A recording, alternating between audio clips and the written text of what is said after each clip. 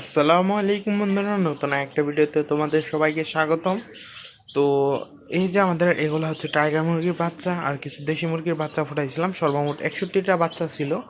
তো আজকে হচ্ছে ষষ্ঠতম দিন। তো তৃতীয়তম দিনে চতুর্থতম দিনে প্রথম বাচ্চা একটা মারা যায় এবং দ্বিতীয়তম দিনে একটা বাচ্চা মারা যায়। আজ পঞ্চম দিনে আরেকটা বাচ্চা মারা যায়। সেটা কালকে রানীক্ষেতের ভ্যাকসিন করাইছি, ওই ভিডিওটাও দেওয়া আছে চ্যানেলে, গিয়ে দেখে আসতে পারেন। তো আজকে মূলত হচ্ছে ষষ্ঠ দিন। আজকে তিনটা বাচ্চা মারা গেছে, তার মধ্যে দুইটা হচ্ছে দেশি মুরগির বাচ্চা, এটা হচ্ছে টাইগার মুরগির বাচ্চা। এই বাচ্চাগুলো মারা যাওয়ার কারণ আমি বুঝতেছি না।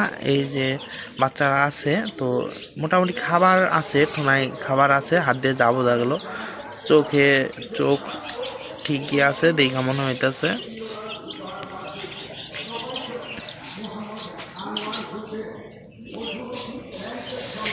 তো এখানে নতুন পাক জ্বালাইতেছে, আসলে পাক দেখে তেমন কি বলবো বুঝতেছি না।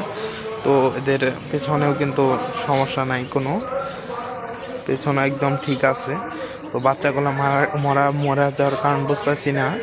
যদি কোনো সমস্যা হয়ে থাকে তাহলে অবশ্যই বলতে পারেন আপনারা। আমি কিন্তু এবার প্রথম 2 থেকে 3 বছর আগে একবার বাচ্চা ব্রুডিং করছিলাম, তো মোটামুটি অনেক দিন পর আজকে এবার আমি বাচ্চা ব্রুডিং করতেছি। তাছাড়া বাকি বাচ্চাগুলো মোটামুটি সুস্থ আছে।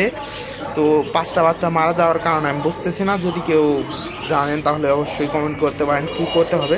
তো যেহেতু আমার কিন্তু অটো টেম্পারেচার কন্ট্রোলার, তাপমাত্রায় কোনো সমস্যা হবে না।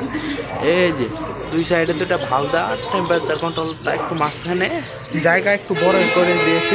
জায়গা কালকে আরও ছোট ছিল, যেহেতু ভ্যাকসিন করা হয়েছে এজন্য একটু বড় জায়গা করতে হয়েছে। তো আজকের ভিডিওটা এই পর্যন্ত। ভিডিওটি ভালো লাগলে লাইক করবেন, চ্যানেলটি সাবস্ক্রাইব করে বেল নোটিফিকেশন অন করে রাখতে পারেন।